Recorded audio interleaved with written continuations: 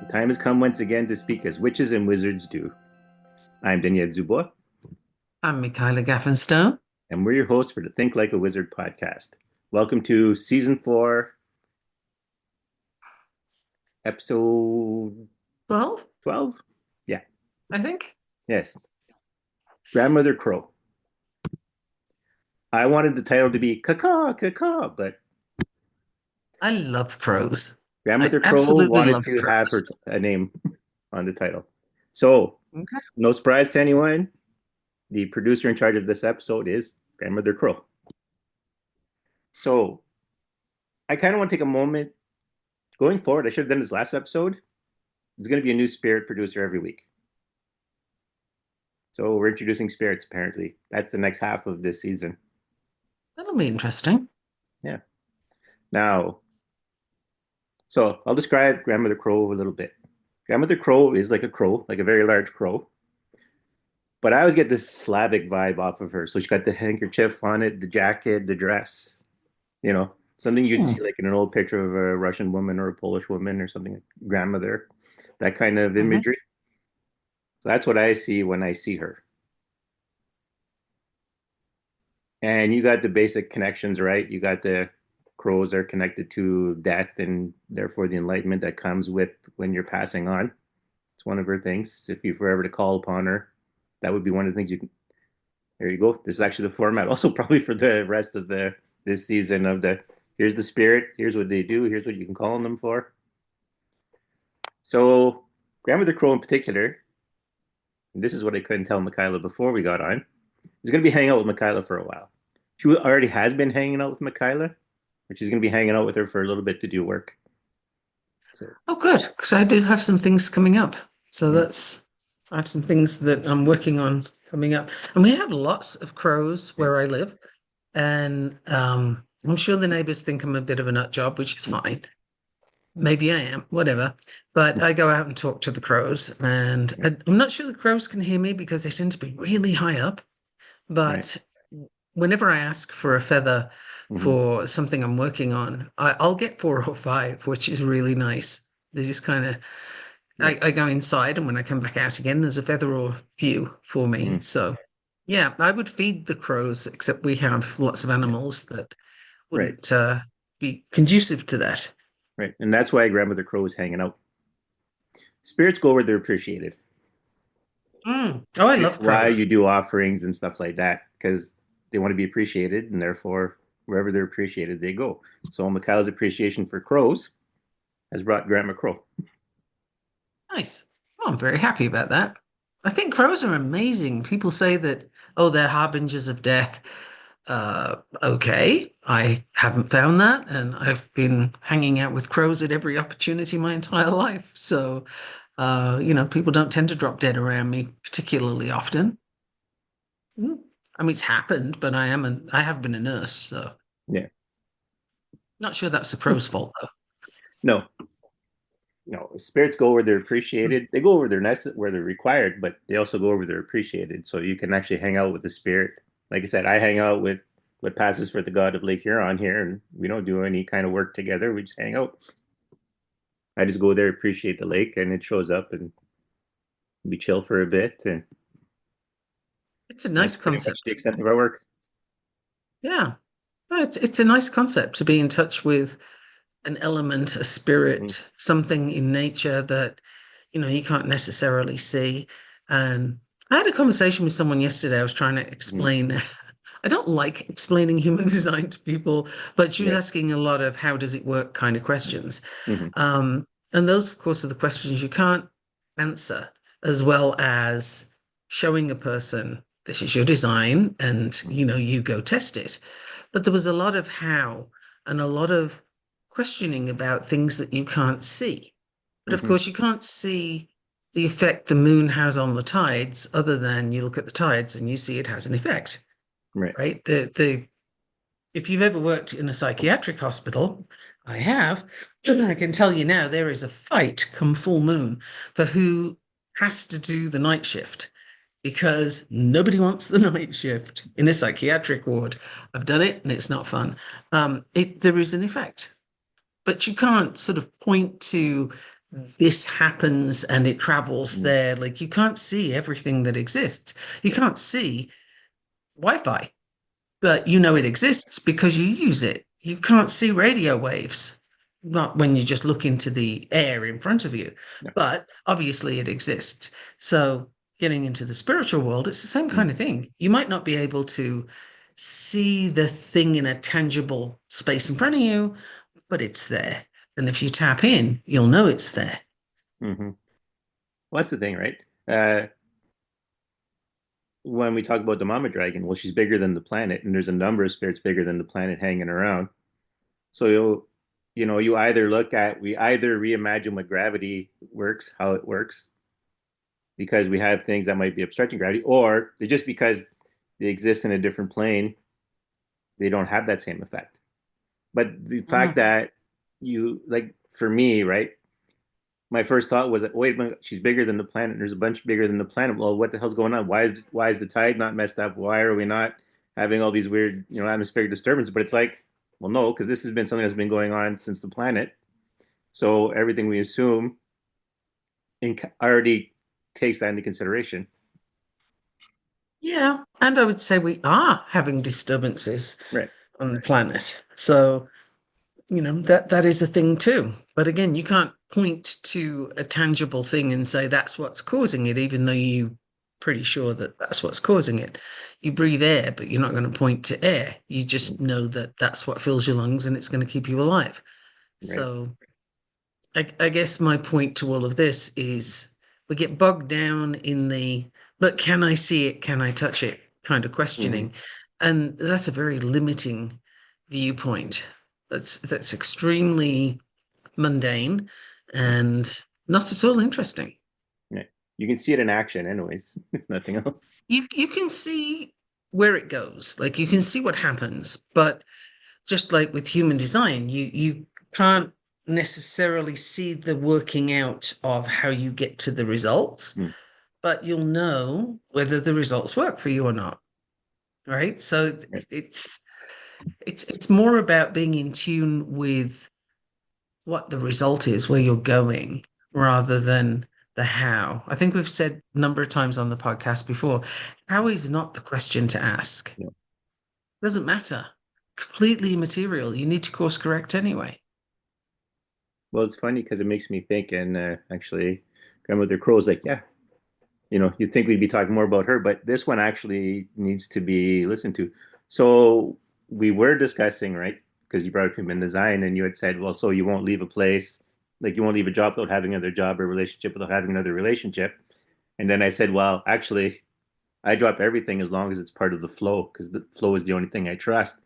So the whole thing about interpreting something, you know, you almost like you can't blanketly, you can state how something works, but how it interacts once it goes out into the environment, right, is a case by case basis, which also makes it difficult to tell someone how something works. Well, it's there for you, Yeah. right? So that whole 2-4 thing, this Hmm. is your flow, this is your tendency. Now, you look at it and say, well, this is how I want to do things. Right. Okay, you have free choice. Hmm. Human design doesn't say it has to work this way, but that's going to be your inclination. Yeah. And if you choose to do something different, then you do it knowing what you're doing, Right. right?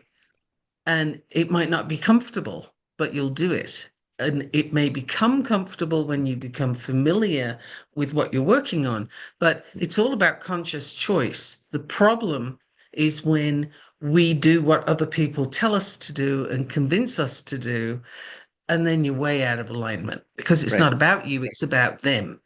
And that's what she When you wants bring to in kind of your choice, drive home. Yeah. Is that Yeah, the when you bring in your choice, that's a yeah? whole different ball game Because you have because like that's your decision.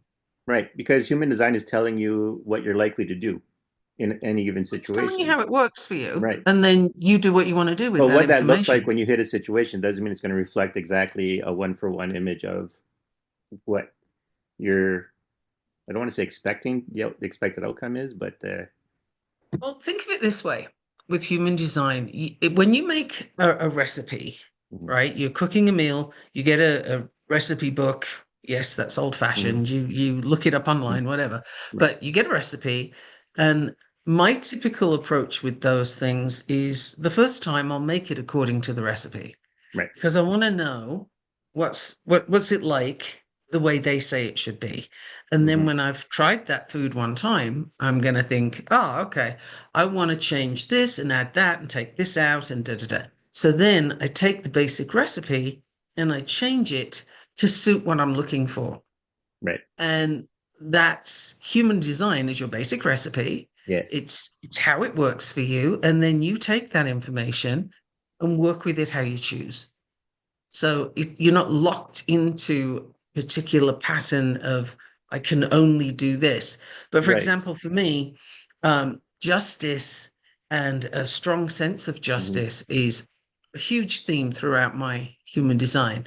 mhm, So when I see injustice happening or I hear it, it's not a choice. I am very, very attuned to that and yeah, I don't like it and I want to do something about it.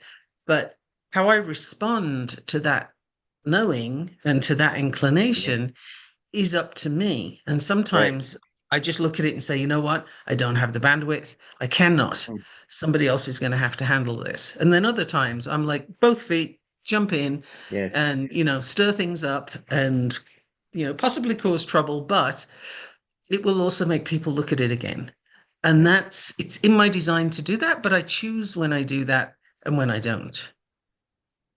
I'm not a yeah, slave to it. yeah, and that's kind of The what crow Mama Dragon wants chooses. to say, right?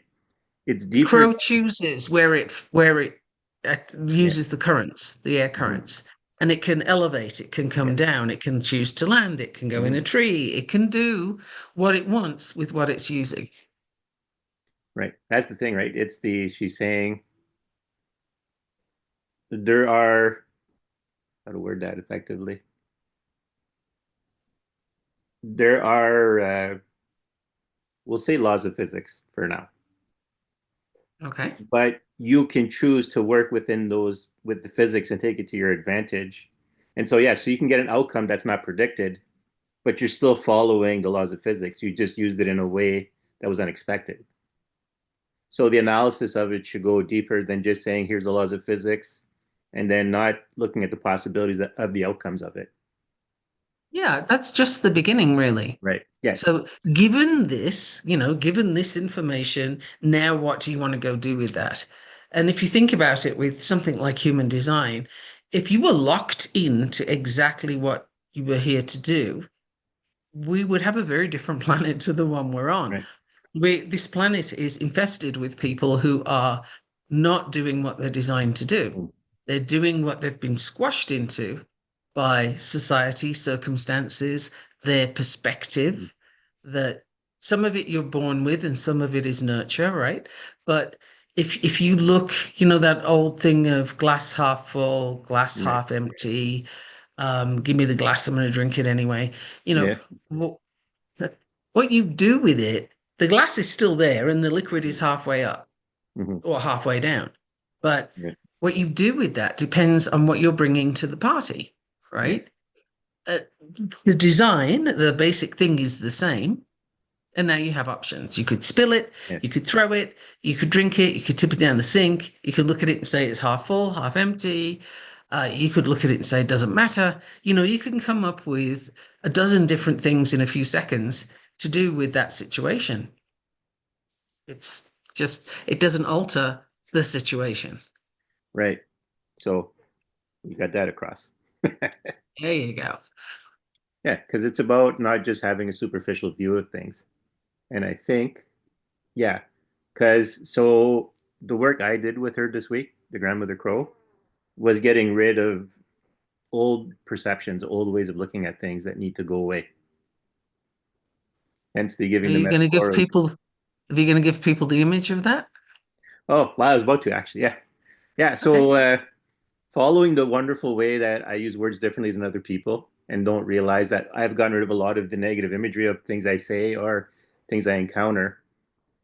So, given the crow imagery, it was basically the metaphor, if you will, went along the lines of here's my body, my corpse, if you will, and crows were pecking at it, getting rid of the old to let the new thrive. But basically, yes, being pecked at like it was a corpse, and being feeding the crows. And it actually got to the point of like, pecking through my skull, plucking out some eyes, all the really gruesome, nice imagery. But Mhm. it doesn't feel that way when you're actually doing it and you understand what's happening. But that is the imagery because this is a crow. Crows are carrion creatures, at least in some opportunities, because they're like any other living animal, they're opportunistic. So they'll eat corpses. And that's the imagery that I had in my head while she's working. Right. And the image that came to my mind is a snake. A Mhm. snake has to shed its skin. Right. It'll die if it doesn't. Right. And that is a beautiful example of ego death, where Mhm. the person you were, the things you understood, the things you've been doing, the you that you identify as is no longer, and you step into a new layer of you, a new level. And that's a snake shedding its skin, right? You are effectively reborn, but I'm absolutely not talking about it in a born again Christian kind of way, because Right. that bothers me a lot, and Mhm. we'll leave that for another day. But the snake, it has to, in order to grow, it has to be able to shed its skin. Yeah. And Yes, you have that's, to I get think, rid of. Yeah, I was gonna say it's like, geez, this is gonna be a gross episode. When something like when you have an illness and part of you necrotizes, I think that's the expression, right? You have to cut that off because that infects the rest of your system and can poison the rest of your system. So you have to remove all the dead stuff. mm, absolutely. It's a good thing we Oh, always I put just, content warnings on this episode on these episodes. you're going to have to put a warning on this one because what just came to mind now, believe it or not. Um, so for the listener that's Right. not that familiar with me and what I've done before, Mm-hmm. I used to be a tropical diseases nurse, and so Right. we would come across all kinds of juicy and interesting things. And the thing that just came to mind then was this thing called leishmaniasis, which is a flesh-eating bacteria. And someone came in with a case of this, and literally you Right. can see their skin disappearing as the bacteria has a feast. And it's quite the thing to try and halt it and then have the skin repair, or maybe skin graft. It depends on what's happening. But Right. I've done lots of gross Yeah. things.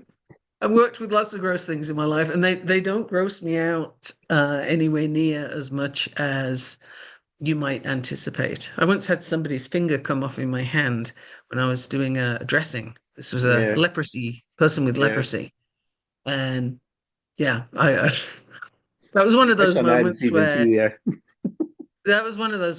Yeah. I didn't get training for what I do next. Uh, Yeah. hmm. It's So funny because I do think certain things are gross, but I don't have that reflex to step back. Like, so right. I'm actually good at taking care of sick people because I don't have that Uh-huh. immediate, ooh, that's gross. Someone vomits. Some people have vomited on me, and I'm like, okay, whatever. Let's keep going. We gotta do what we gotta do. Yeah, I don't love that, I gotta say. That's I'm not saying I I want it would to happen prefer all the not to have time, that. but I can work through I yeah, I'm not crazy about that. But it. yes, I don't know how we got into gross things. I think it was you being That was pecked me. by crows. I was using the Yes. visualization. Yeah, it was interesting. I also got another example of some spirits can work together well and some can't. We've Sure. mentioned this before, right? I said like I had the example of working with the eagle, brother eagle, as I call him, and how us trying to do a combined thing didn't work. And then we got an example of water and fire, right? Like you can boil water or you can put out fire, but you can't. But that's individually. They don't work together otherwise. Like they don't They work need together something together. between them. They need a Yeah, barrier between right. them. Yeah. And so I had some of the I'm trying to remember if we mentioned them on the episode, the Cosmic Inuit and I don't Grandmother think Crow. we. I don't think that came out on the episode. I think that was just you and I talking. Right. So, for the listeners, since if we did cover it on the episode, when I have experiences with creation spirits, like spirits involved in actual creation, they look like cosmic Inuit to me. And Michaela had a dream where she was, how would you describe it? It was like a sort of sci-fi Inuit setting.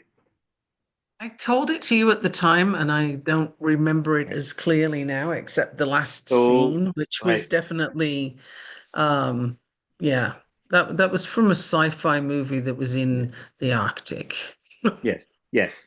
So, and I told her, well, the creation spirits I work with look like cosmic Inuit to me. So, anyways, this week they tried to kind of work together on something, Grandmother Crow and these creation spirits, and it didn't really work out. Hmm, okay. Their work would interfere with each other, basically. Interesting. So it was actually that was yesterday because yesterday was my final day to work with her on anything. So she got in, and then they were like, "Hey, can we jump in too?" And let's try to see what we can get done here. And it's like, okay, well, whatever, the more the merrier. And it worked out. Yeah, no, that doesn't work together. Right. I So guess the more isn't always the merrier. no, the metaphors did not match and did not work Right. together. Yeah. Well, So maybe different things in their place, right? yeah. Just like thinking of the crow with the air currents. Hmm. Some are up there, some are a bit lower, some are faster, some are slower. Hmm. You probably would. I probably would have noticed right away the outcome if it would have been like Grandmother Crow and like Grandmother Rabbit or Grandfather Rabbit. Because then like Oh yeah. because then you have fertility, birth, and then you have you know usually the metaphor of death and departing. And it's like, what project are they going to work on? Probably not really much together. Rebirth. That Yeah. would be a rebirth thing Mm. because you have to have there's a big theme at the moment. In fact, this was in the discussion that I mentioned to you earlier.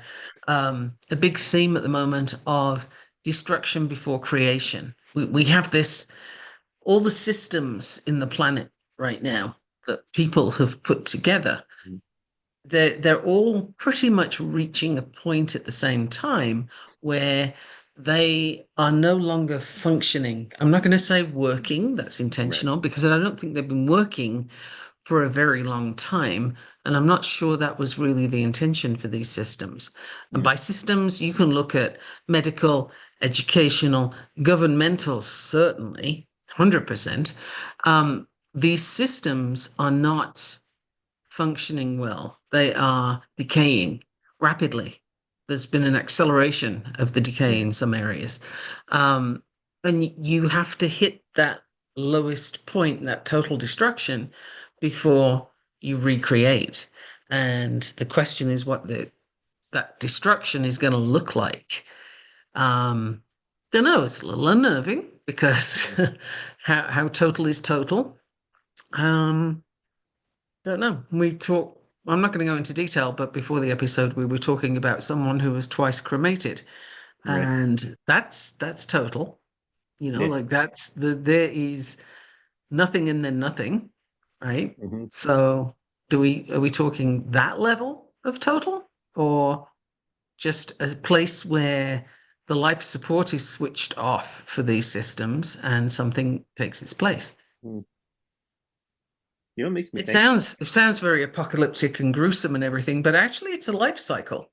It's a Right. cycle that we're going through and nothing is going to stop it or turn a clock back. And Right. even those who are trying to turn the clock back, they're fundamentally missing some very important points. And that is, you cannot do that. You don't go back. You can, even if you recreate something, it isn't what it was. It's a Yeah. different thing. Right. It kind of makes me think. So when they interacted, there was like a hierarchical difference, if you will. Yeah. So Grandmother Crow actually submitted to the cosmic Inuit, right? And I think that's where the problem came in, because she actually altered her appearance. She actually looked more like a, when you see traditional, well, indigenous paintings of North America, you see the very black lines and then the colors inside representing the spiritual Mhm. stuff. Well, all that was gutted, and she was basically a 3D model of the black lines of a crow. Mm. And I think what ended up happening is because the reverent, the reverence display had an Mhm. effect. That's my thinking.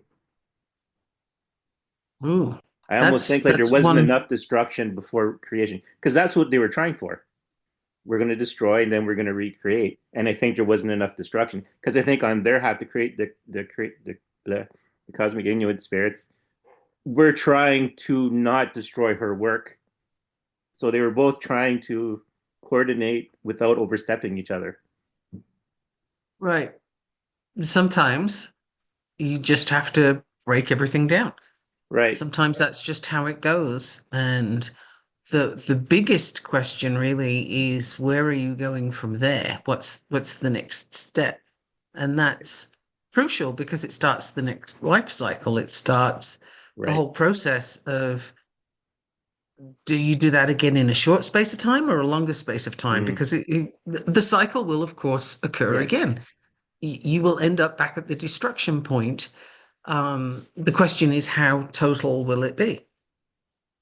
Yes. And that's, And I how think that was soon? the issue because I was told to just let it happen. Don't interfere. You just sit there passively and we'll do our work. And I'm like, all right. And I'm watching them interact and I'm like, things are feeling off. And then eventually I'm like, okay, listen, you guys are clashing here. You're not having, things aren't working together. Your energies are like bouncing off each other. I can't, like, I was already doing the work with her. So the breakdown part was working. And then what they wanted to create but they hadn't let enough destruct or enough breakdown happen. So I'm like, okay, you guys have to coordinate because as the person being worked on, I can feel the things not working, you know? It's a bit like having, when you're talking to someone on a video, Right. like you and I are doing now, and if there was a glitch and the sound track is a Mm-hmm. little off from the timing of the visual, so your Right. mouth is moving, but the words don't come for a few seconds. It's Yeah. that kind of thing where you're kind of a step out of time, if you will.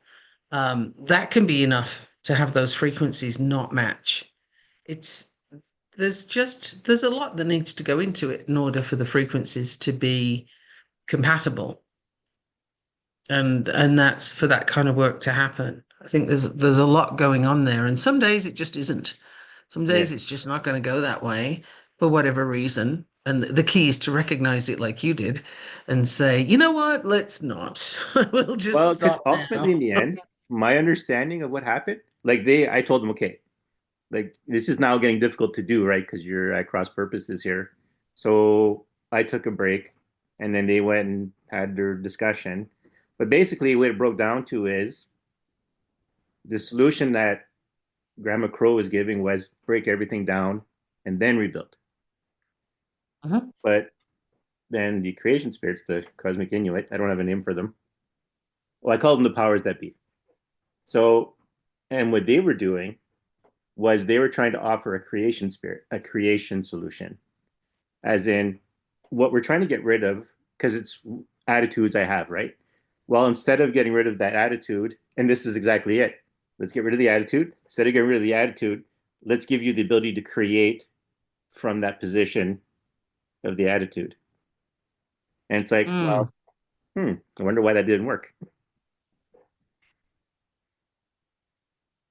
Yeah, very different starting places and very different work would need to be done from there. You have a blank slate, right? If it's all broken down, Mm-hmm. it's essentially a blank slate. You've got Right, some materials to work with, but they're not in a form. They're right. not anything yet. Whereas if you've already got something and you're trying to reshape it, that's a whole different thing. Think of somebody going for a tattoo, right? Mm-hmm. And you don't have a tattoo. Right, So, hey, what do you want? Your options are free, right? right. Whereas if you go in and you got a sleeve, you got the whole thing going Mm-hmm. on, but you don't like that one and you want to change it, okay, now you need a very particular tattoo artist to be able to Right. make those alterations. Hmm. And you got to have a very clear vision of how you're going to transform the thing that is to the thing you want. It's not at all straightforward, and it's not something everybody can do on every given day. Right. So I kind of like that analogy, and I'm absolutely going to keep with it. Yeah, Mhm. Yeah. tattoos. So I think that's what ended up being the problem is they wanted the same thing for me, but how they wanted to get there was different. Right. And they didn't want to step on each other's toes at the same time. So they had different solutions and didn't want to step on each other's toes, so it wasn't working out. Mm. Yeah, that's so interesting.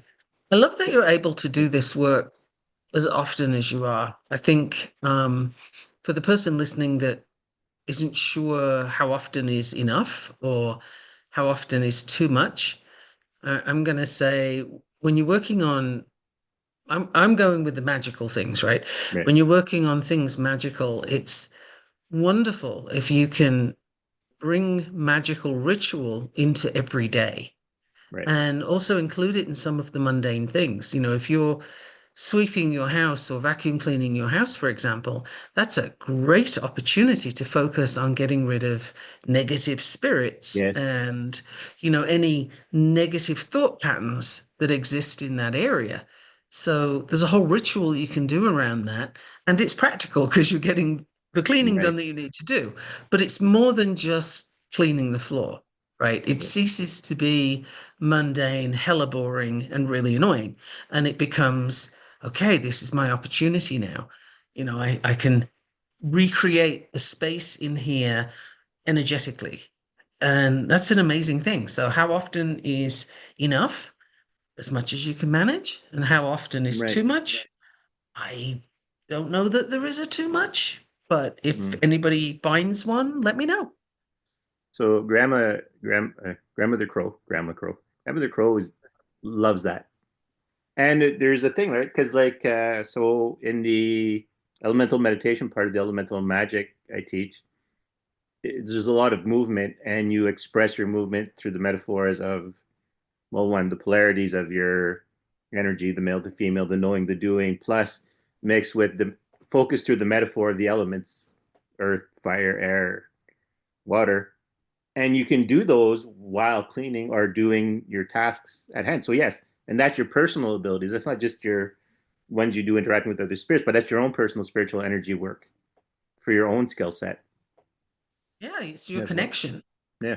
Absolutely. And the more you tap it into the things Hmm. you're doing in your daily life, I think the better because you're literally surrounding yourself then with Right. intention and with the kind of energy that you want to Hmm. have. Um, you can't do that too much. Like, I No. really don't think so. Um, so consider what you're doing and how you could do it with intention and with ritual. And one of the things that comes up really quite forcibly for me at the moment is when you are doing cleaning, for example, of Hmm. whatever it is, look at what you use. Is it a harsh, destructive chemical? Hmm. Or is it something that's more in harmony with nature? And no, I don't wear a bandana, and I'm not a hippie per se. Yeah. But whatever. If you need to use the label, it's fine. Hmm. Um, but using the harsh chemicals has gotten us to a very poor place right now as a species. The number of allergies and immune system problems and what Hmm. have you are largely here because of all the crap we put in our environment. You look at the stuff that people spray on their lawns so that they have nice, pretty green grass, and it's toxic. It's terrible. And that finds its way into the water table. Like, Hmm. what are you doing to yourself? And your animals, they go out there and walk on that stuff and eat it and Yeah. inhale it and all the things. So, do you think then using harsh chemicals are going to produce a harmonious relationship with the intention and the energy and the spirits and what have you, or not? And I'm going to say it throws a pretty big barrier because what you're trying to do is a very natural thing and you're Hmm. using unnatural means. harsh chemicals. So that's something that for your own health, but also for the effectiveness of what you're trying to do, look at where you can get rid of those harsh chemicals and substitute something else. And you totally can. We haven't always had harsh chemicals, Right. and we have always been able to clean our space. Yes. So, whatever that is, that's something came up quite strongly for me as it first sort of hit me, all these chemicals, like, Hmm. oh, it's a lot. Yeah, well, that's the thing, right? You're cleansing. You're not intended to repollute right away as you're cleansing.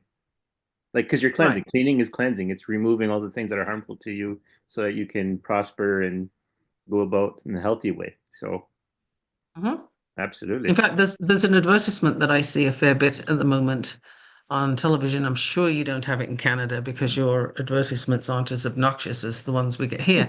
But there's one where they show cockroaches in an impossibly clean kitchen, right? But there's Right. cockroaches there. Okay, we can go with this for a second. And then the mother of the house looks at the cockroaches and said, "Oh no, that's horrible," and goes out and buys this. Essentially, it's Roundup or Agent Orange kind of Right. equivalent, right? And sprays all the seams in the house, especially in the kitchen, with this poison to kill cockroaches. Now, you got small kids and there's animals in this advertisement, and I shudder every time I see it because if that stuff can kill a cockroach, you're talking Agent Orange for one thing, because nothing Mm. kills cockroaches. Cockroaches and Twinkies are going to survive a nuclear holocaust. Right. So let's consider for a moment, how bad does that have to be? And then the spray that they encourage people to put down is supposed to last for a year. Now, Mm. what are you doing? What is this? And do you ever clean that space in a year? And there's problems either way. If you don't clean it for a year, ew, you haven't Mhm. cleaned it for a year. And if you do clean it, it's that strong, it's still there. Right. Like, what are we talking? People aren't thinking about what they're doing. They're looking at what they're told the outcome is going to be, and they don't care about the means anymore. But I would not use this stuff in my household ever, ever. And if you have a pest problem, I can assure you, coffee mate granules will get rid of most Hmm. things. Yeah. And it's not toxic to larger animals. It's a great thing to get rid of ants. And if you want the grossness, I'll tell you how. But it works. I've tried it. But that's the point of caffeine in a plant in the first place. It's to get rid of bugs. Right. Yeah, it's So, insecticide. right. So you could put That's why when you caffeine drink too down. much, it's a problem for you too, because it's a nerve agent, basically. Right. So, yeah. So there's so many things that we do that we don't consider what the outcome is on ourselves and on our environment. And I think when you're bringing spiritual Mm. work, you're bringing magic, you're bringing intention into your space, into your everyday space, you got to think about what you're using for that. And, do you really need a flamethrower to light the stove? It's like, Mm. let's not. Let's take a step back from all this thoroughly nasty stuff that Yeah. ends up in the water supply. It ends up in your food supply. And even if you're not directly using it, this stuff washes away and it ends up all over the place. I live next door to a college Right. and they put this fertilizer stuff down on their grass and they have the most impeccable lawns. But if I take my dogs for a walk that way, I have to keep them off the grass because the Right. grass is not safe. Yes. It's toxic. And if they're walking on it, it's on their paws. Hmm. This is a terrible thing. So, what do you value most? That perfect green lawn or your health and the health of everybody that's affected by what you're doing? Mm. Same in your internal environment in the house and your internal environment in what you allow into your mind and in your body. Oh, I'm really on a roll here. Um, and that is, if you allow all the hatred and nastiness that's being spewed out right now, if you allow that into you and you take it on board as being worthy, then you're also starting from a very difficult place. You haven't got that clean slate. You haven't Mm, got you're trying to make clean water out of a jar of mud. right. You're really starting from a tough place on that one. Yeah. So And cleaning is everything. It's not just the walls or the floor. It's where have you got mud? Where have you got right, stuff that's blocking your path to the magic you want to do? right. Actually, yeah. Because while you were talking, right? Yes, the grandmother crow was like doing the bird equivalent of wagging her finger in approval of yes, that's the point. Yes, say that. Right? Whew. Right. That was a whole heap of channeling for anybody that couldn't tell. Yeah. That was a Well, she's lot. on your side of the screen now. So That was a lot. yeah. Yeah. Whew. Yeah. There was something else there, but I kind of lost grip on it. But what I was gonna say was, so for people listening, like ask yourself why a crow would care about how clean your house is, or what Michaela just shared. Like take a moment and really like take the time to go through it in your head and ask yourself, why would a scavenger bird care about I would clean say bodies? meditate on it.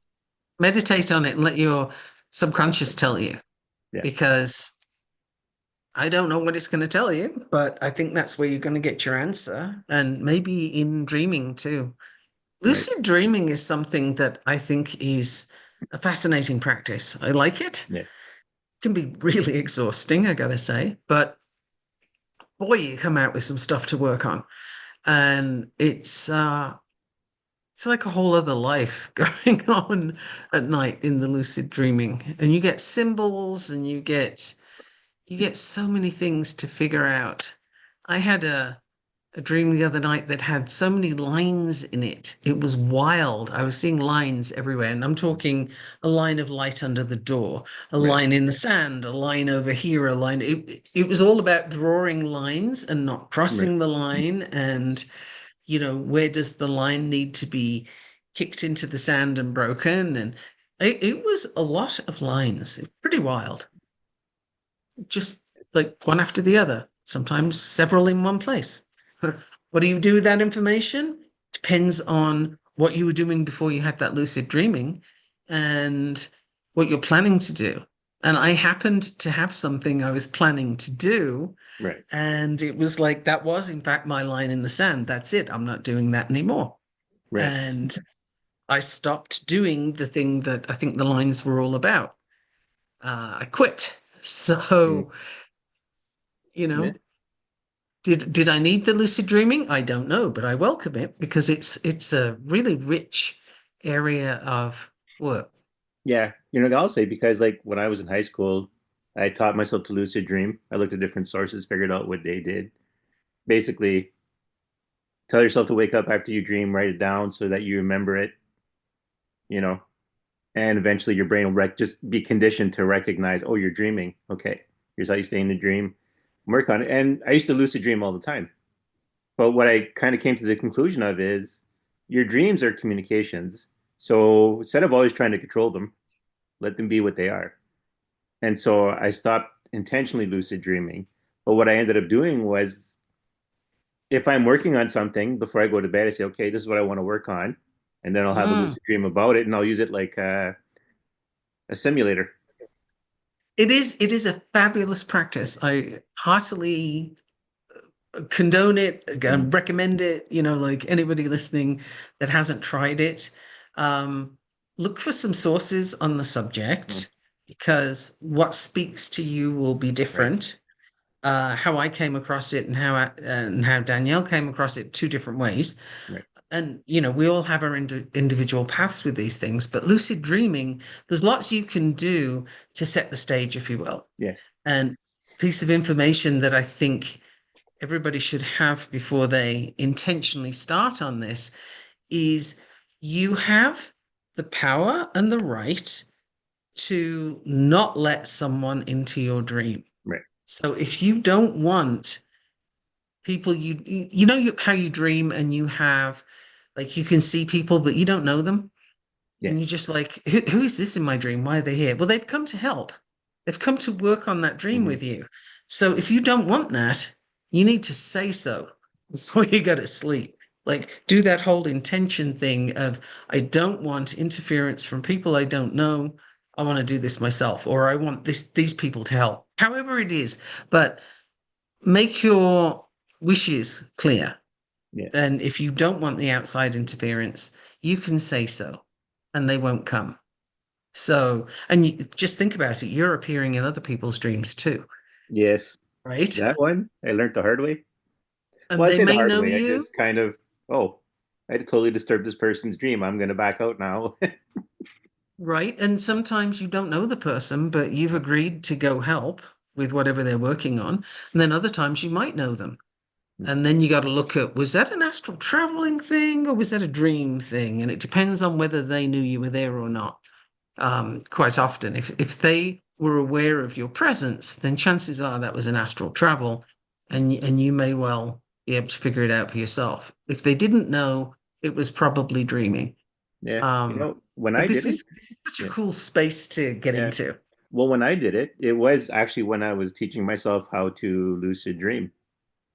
So I actually, the, this is how it kind of went out. It was like it was a river, and you could see into infinity either side, and there were people along the bank doing their thing.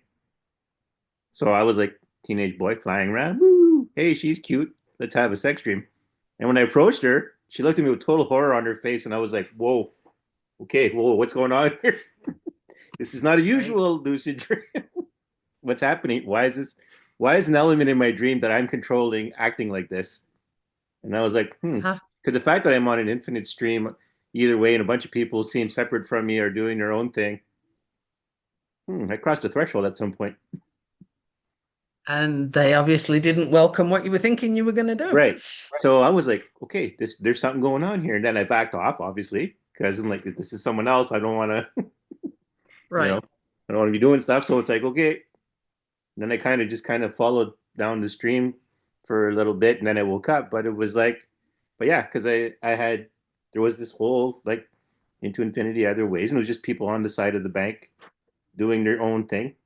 And I was like, well, that's a weird thing to dream about, but whatever. And then, Well, and then you can look into that imagery and interpret it yourself because you're the best person to right. interpret your own dreams. Um, and that's actually a piece of information too, that for the person listening, that it's tempting to say to somebody, "What do you think this dream means?" And Yeah. I still do that. I ask people, "What do Mm, you think this means?" I asked Danielle, I asked mm, my husband, I'm like, "Okay, this was weird. Can you tell me what mm, you think this is?" And it's never quite right when somebody else tells you mm, what it is. They might be able to nudge you in the right direction, and right. that's cool, but ultimately, it's up to you. What did you see? What did you get from Right. that? Um, and the rules that people give you of you can't dream in color, I've heard that one. That's twaddle. I dream in color all the Yeah. time. I don't have black and white dreams. They are technicolor. I assure Mm, you, I got lots going on there. And there's also you can't die in your dream. Yes, you can. I've done it many times. Um, there's all those you can't land when you fall. Yes, you mm, can. I've done that many times. So try not to go in with preconceived ideas of what's not possible because it'll freak you out when it happens. Well, that's the If thing, you're right? if you're trying to limit yourself that way, You can start with a dream dictionary, but don't end there because right? there might be common things through the species, right? Via evolution and culture and stuff like that. So there might be common imagery, but you still have your own version of it. Well, So, take the crow for example. When I see crows, mm, I see absolutely beautiful, majestic mhm, creatures that are so graceful and they're so intelligent. I mean, when a crow is dead and all the other crows gather mhm, around and they walk in circles around that dead body, they're actually doing an autopsy. mm, They are checking out why this bird died so that they know if there's a danger or not to the rest of them. They're doing right. the whole thing. And crows, if you hit a crow with your car or something, you can bet your bottom dollar that those other crows know what you did. Mm, And you better do something respectful, with the crow that you hit, because the crows will notice and they will know what you did. So if you don't want to incur their wrath, I suggest you treat them with the utmost respect. So when I look at a Right. crow, I don't see something that eats dead bodies or, a harbinger of death or anything like that. They may be those things, but that's Right. not what speaks to me. I think crows are amazing Well, and and they are that's the thing, so right? smart. And I kind of want to jump back in on that idea of there's how you visualize things once you awaken versus how you communicate it with other people, right? Versus how other people understand it.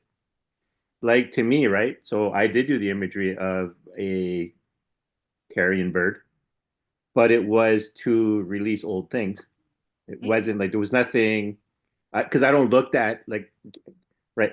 I It don't was look at death and respectful. life the same way other people do. So that imagery isn't the Yeah. same for me. No, So that was yeah, respectful. It yeah, wasn't like, ooh, look at them, they're nasty. It yeah, was, look at the service this crow was yes, performing.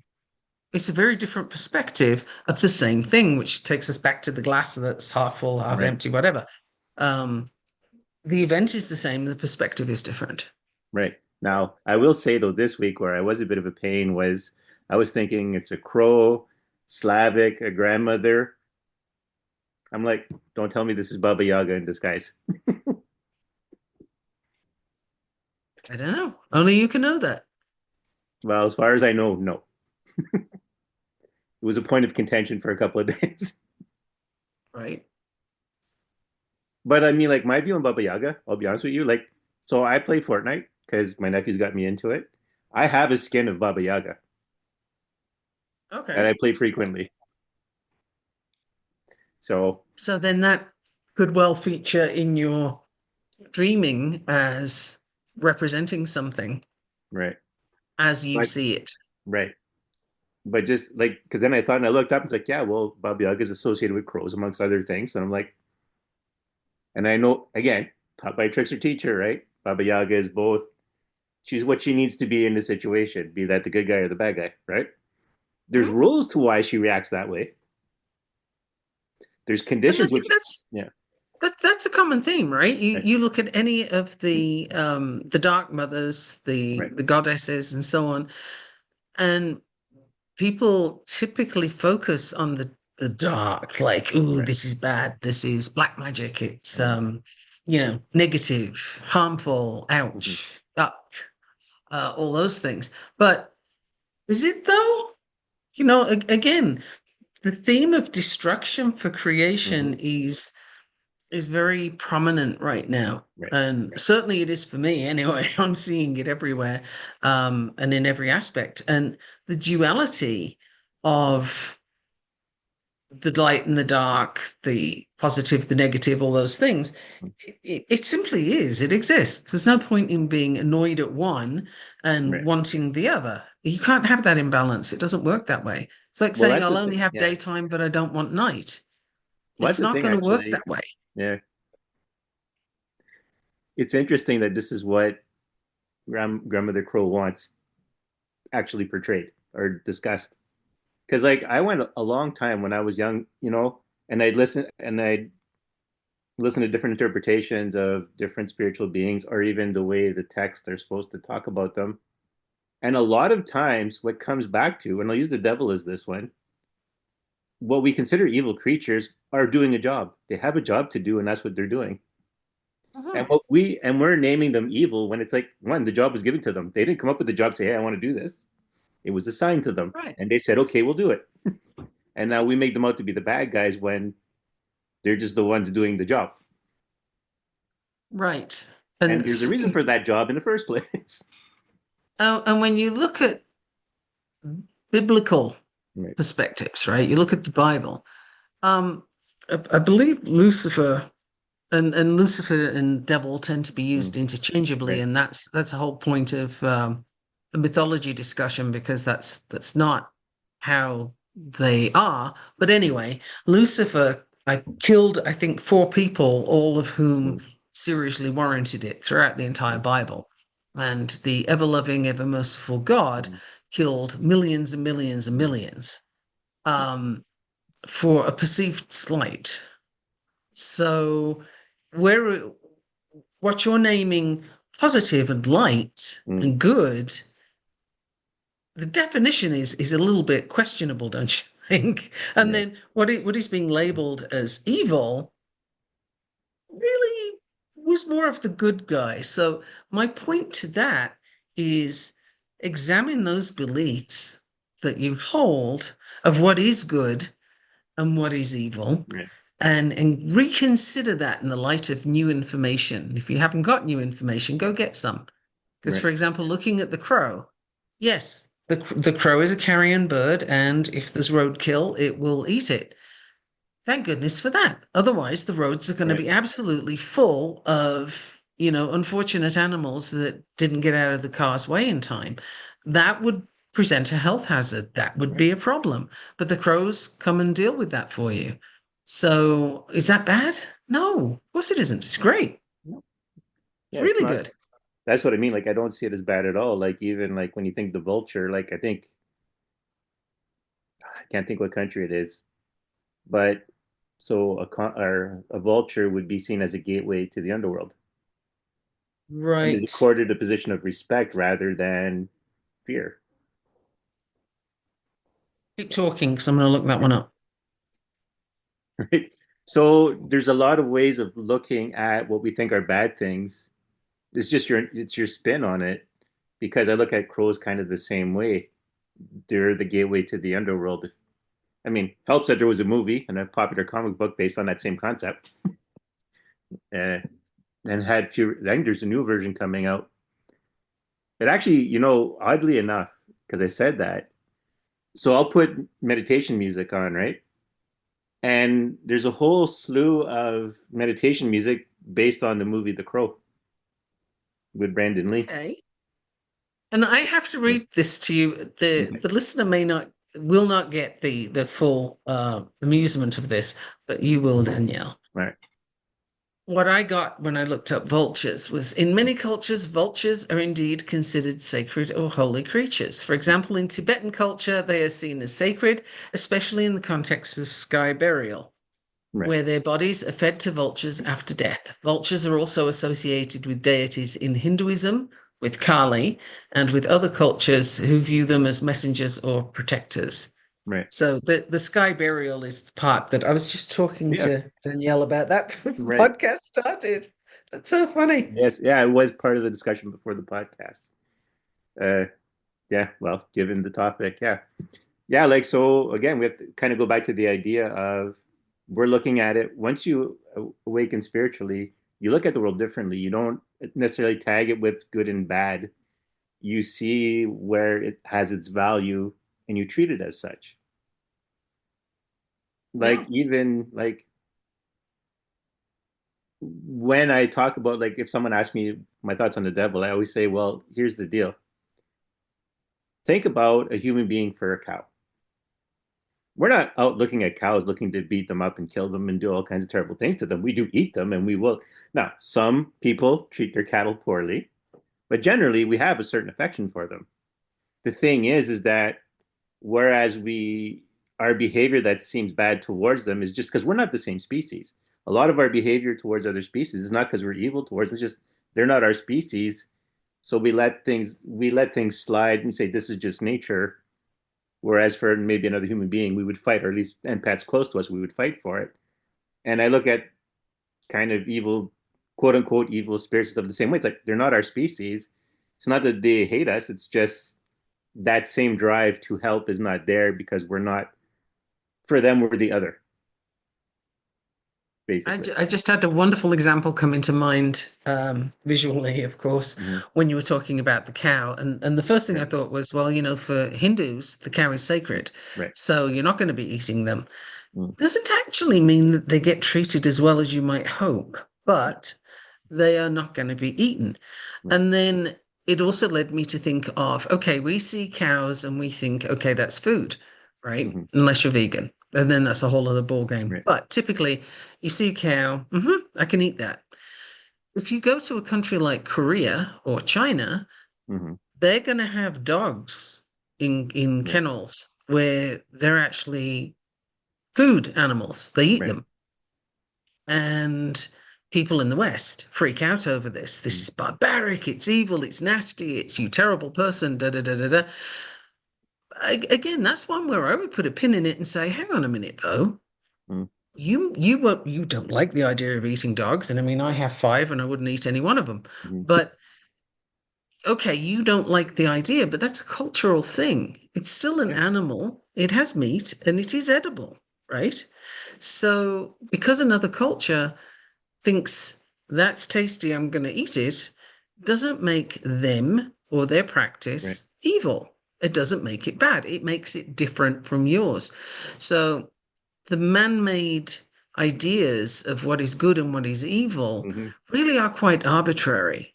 You can't say it's okay to eat a cow and it's not okay to eat a dog. Right.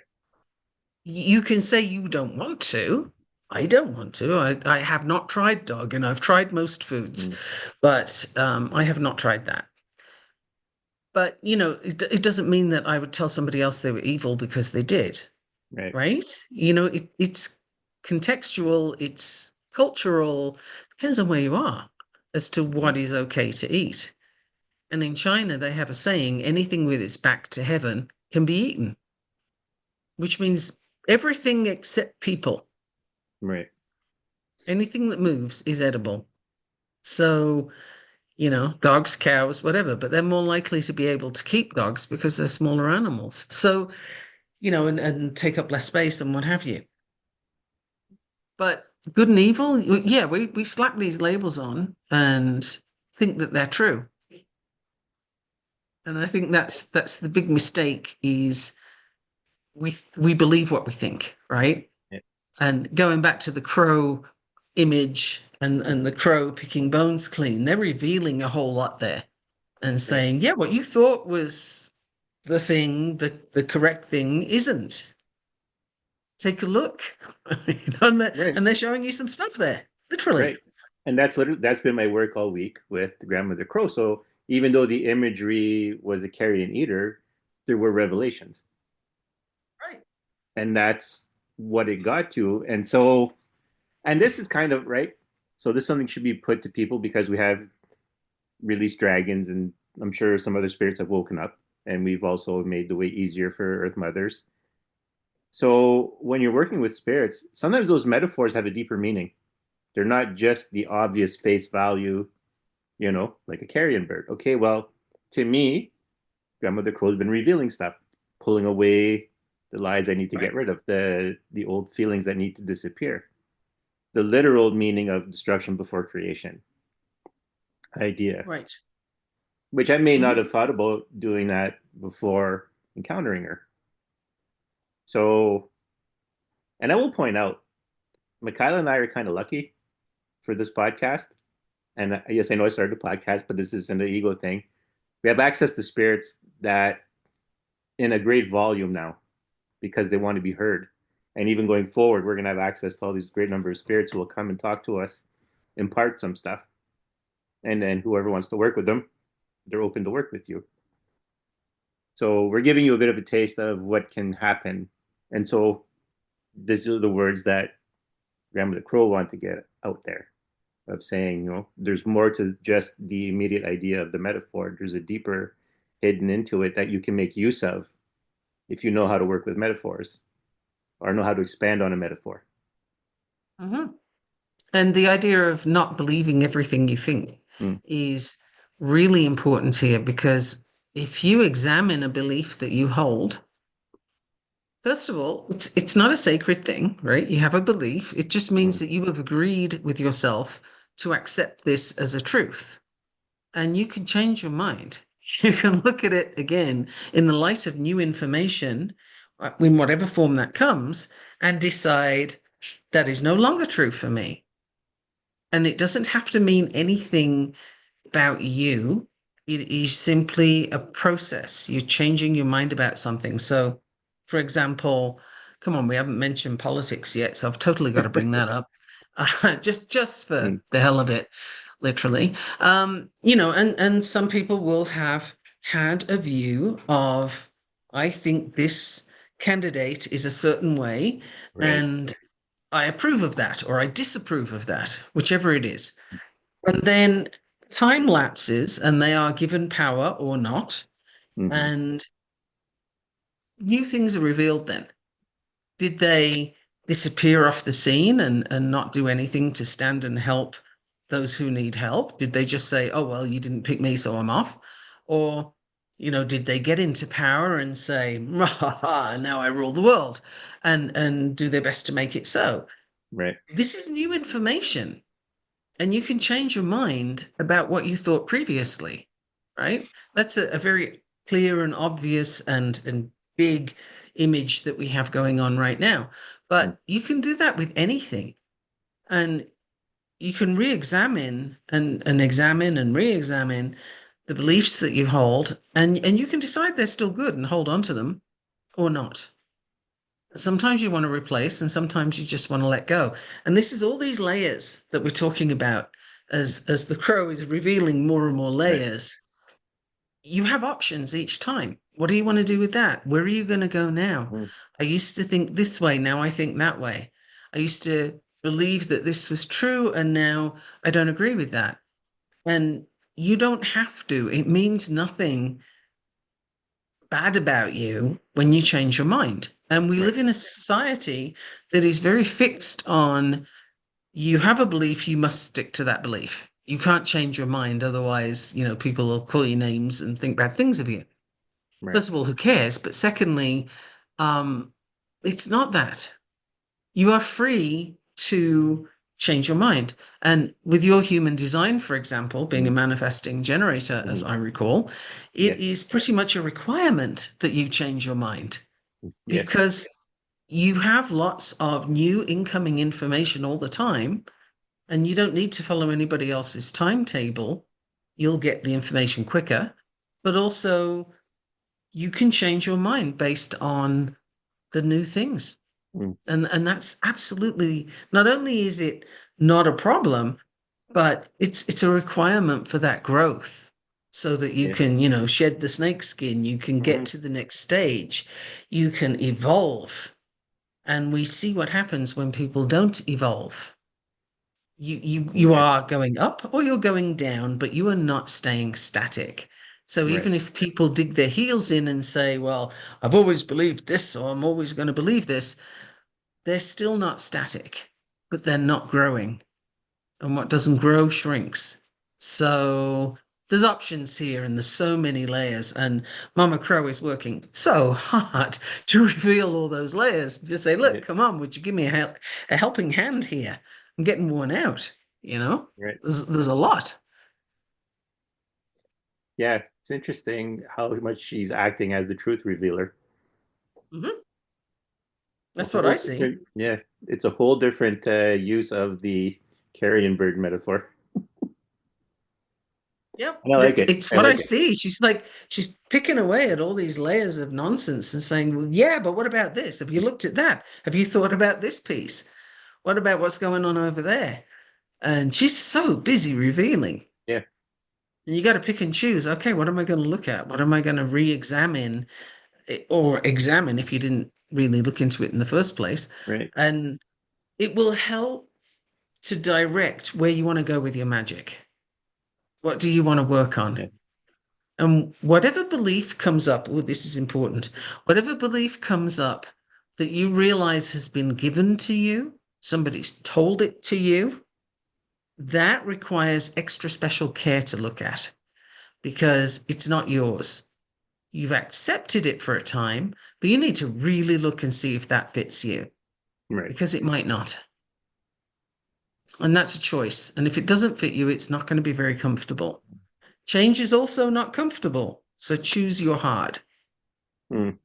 Well, I was going to say, right, as part of the revelation process, I've been having nightmares all week. Right. So, It can be tough, man. It can be tough. yeah. Well, it's the old stuff coming to the surface, right? Uh-huh. So, and and to be fair, Grandmother Crow was aware of this, so she kind of did some stuff to help alleviate that as well. So, You have to be prepared for a bumpy path, right? right. What we are doing is not smoothing anything. No. It doesn't sort of spread butter over stuff. It's like, no, no, no. You are going to go through the bumps. Just be confident that you're being held. So Yes. you're going to go through things and you're going to learn things. And the more reticent you are, the harder the lesson's going to be. Yes. Um, but it is what it is. You'll get what you need, not Mm. necessarily what you want. And I'm really getting downloads like crazy. I'm gonna have to Mm. lie down later.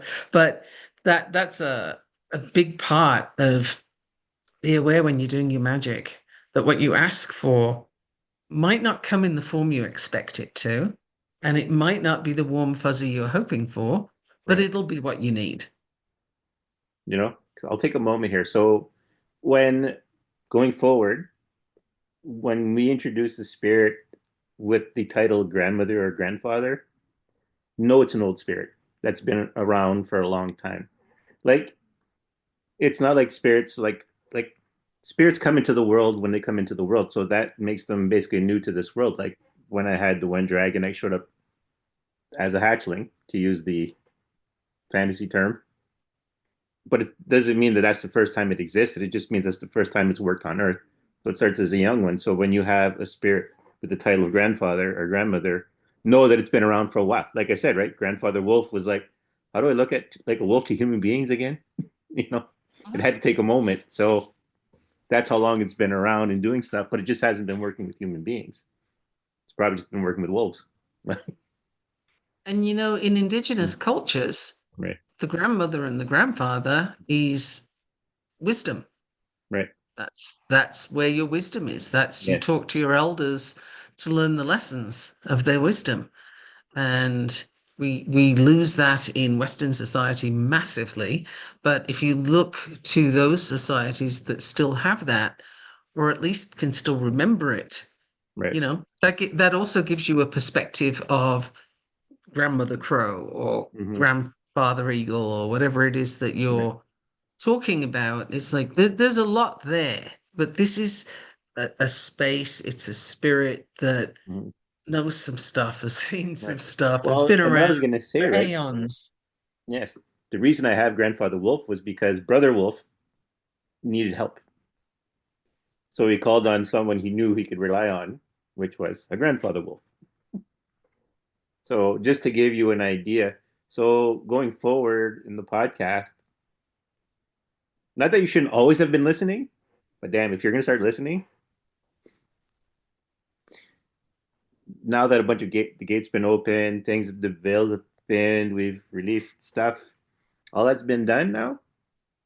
Now the spirits are going to talk, and if it the first time you're introduced is through this podcast, okay, then that's how you're going to learn about them, and that's how you're going to get your Cool. connection to them. Yeah, that's cool. And if it's not, then maybe you get your download from somewhere else or at another time, and that also is Mm-hmm. cool. We're just here like with a flashlight, if you will, Right. saying, Well, that's it, right? "Yo, there's something over here." We're making space now. We're holding space. I think is the new term. Mhm. Holding space for things here now, and so I think for the most part, every week will be a new spirit, depending on what's happening or what needs to be done. But for the most part, that's going to be the continuation of the season. Because there was a feeling like at the end of season three where it's like, okay, we've done this enough. It's time for something new. Well, we kind of Mhm. had that, but it wasn't a new season. It was just now that they're here. Here's now what to do. Here's what's going to happen going forward. But it was still part of the same idea of that unlocking things and opening things up and bringing things into the world or reawakening things to the world. And it's spring right now, so this Yes. is, perfect timing. This is when it happens. This is when everything is reawakening and coming forward with new life and so on. And so the energy's strong in that direction. Mm-hmm.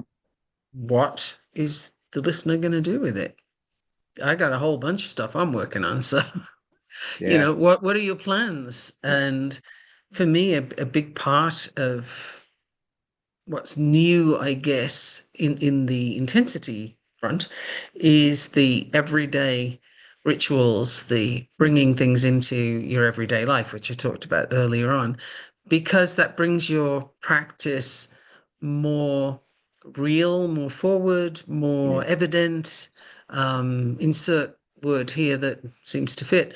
Um, it's not just something you do on Sabbats or, Right. Beltane or whatever. You don't have to have a specific moon cycle. You can do the thing whenever you feel to do the thing. And if that's every day, cool. Very cool. And that's what I'm going to be working on. Mm. So that's my thing. I want to be in touch more with all things magical, but not all things magical that I'm working on. Right. Um, It's important. because oddly enough, it feels grounding. It feels like that is what's real in a world that's gone completely nuts. And the illusion is like a house of mirrors right now. This planet we're on, it's crazy, man. You can't make this stuff up. So Right. having being in touch with sort of your magical work and the spirits and so on, whew, that's like a breath of fresh air. Like, thank goodness for that. Holy smokes, Mm. there's something real in this world. Isn't that isn't that unexpected? But there it is. Yeah. It's not unexpected for you and I guess, but for No. some people, they'd be like, "Wait a minute, isn't that upside down?" No, I don't think so. Yeah. They're going to say, okay, so I'm like bonded with the crow here. It's the thing I've been doing there for a while there now. The spirits just come in. So the episode's coming to an end. Final words being find a deeper truth in the metaphor. Work with those who come to speak to you. And I love you all. And that's the, Nice. yeah, because now she's retreating from me. So there you go, people. I want to say something like Mother Crow will be here, Grandmother Crow will be here all week. Trip your server. But so she's available for communication to talk to. She'll be hanging out with Michaela, so it's a long distance call for most of us. Well, try to joke anyways. But yeah, if you're looking at the deeper truth of things, to have things peeled away, your grandmother crow is an option. So yeah. And on that note, I'm Daniel Dubois. I'm Michaela Gaffinstone. And until next time. Until next time.